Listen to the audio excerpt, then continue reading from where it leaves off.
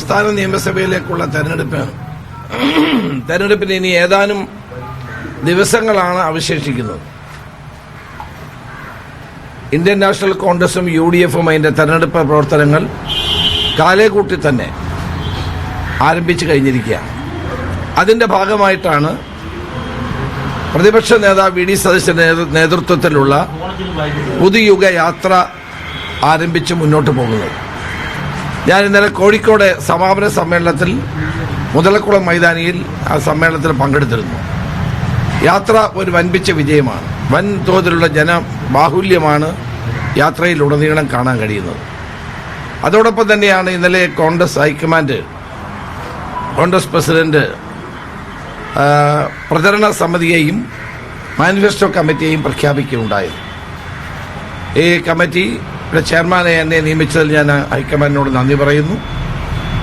അതുപോലെ തന്നെ പ്രഗത്ഭനായ ശ്രീ ശശി തരൂർ ഡെപ്യൂട്ടി ചെയർമാനാണ്. യുവാക്കളുടെ പ്രതിനിധിയായ ശ്രീ ഷാഫി പറമ്പിൽ അതിന്റെ കൺവീനറാണ്. ബെന്നി ബെഹനാൻ മാനിഫെസ്റ്റോ കമ്മിറ്റിയുടെ ചെയർമാനാണ്. ശ്രീ കൊടിക്കുന്നിൽ സുരേഷ് അതിന്റെ വർക്കിംഗ് ചെയർമാനാണ്. പുതിയ തലമുറയിൽപ്പെട്ട പ്രഗത്ഭരായ ചെറുപ്പക്കാരെ മുഴുവൻ ഉൾപ്പെടുത്തിക്കൊണ്ടുള്ള കമ്മിറ്റികളാണ് ഇത് രണ്ടും വന്നിരിക്കുന്നത്.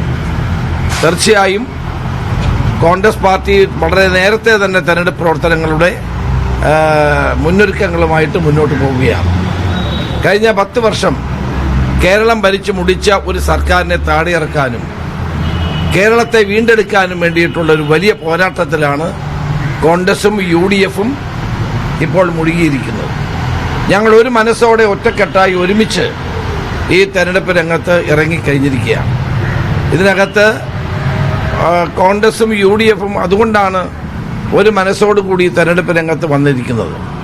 ജനങ്ങൾ ആഗ്രഹിക്കുന്നത് ഒരു ഭരണമാറ്റമാണ്. 10 വർഷം കേരളം ഭരിച്ച് ജനങ്ങൾക്കൊന്നും ചെയ്യാത്ത ഒരു ഭരണമാണിത്. CPI നേതാവ് സി ദിവാകരന്റെ ഭാഷയിൽ പറഞ്ഞാൽ ഒരു ചുക്കും ചുണ്ണാമ്പും 10 വർഷമായി ഇവിടെ ഉണ്ടായിട്ടില്ല. അതുകൊണ്ടാണ് കേരളത്തിലെ ചെറുപ്പക്കാർ വിദേശത്തേക്ക് പോകുന്നതെന്നാണ് അദ്ദേഹം പറഞ്ഞത്. ശരിയാണ്. അവരെ പോലെയുള്ള സീനിയറായിട്ടുള്ള കമ്മ്യൂണിസ്റ്റ് നേതാക്കന്മാരുടെ അഭിപ്രായങ്ങൾ ഗൗരവപൂർവ്വം കേരള സമൂഹം എടുക്കുമെന്ന് എനിക്ക് ഉറപ്പുണ്ട്. സച്ചിദാനന്ദൻ മാസ്റ്റർ പറയുന്നത് ഇനി ഒരു തുടർഭരണം കേരളത്തിൽ ഉണ്ടാകാൻ പാടില്ല, ഇടതുപക്ഷം നശിച്ചു പോകും, കമ്മ്യൂണിസ്റ്റ് പാർട്ടി ഇല്ലാതാകുമെന്നാണ് അദ്ദേഹം പറയുന്നത്. ഇതൊന്നും മനസ്സിലാകാത്ത ഒരാൾ മാത്രമേ ഉള്ളൂ, അത് കേരളത്തിന്റെ മുഖ്യമന്ത്രിയാണ്. അദ്ദേഹം വീണ്ടും ഒരിക്കൽ കൂടി നമ്മളെ ഭരിച്ചു കളയും എന്നുള്ള വാശിയോടുകൂടി പ്രവർത്തിക്കുകയാണ്.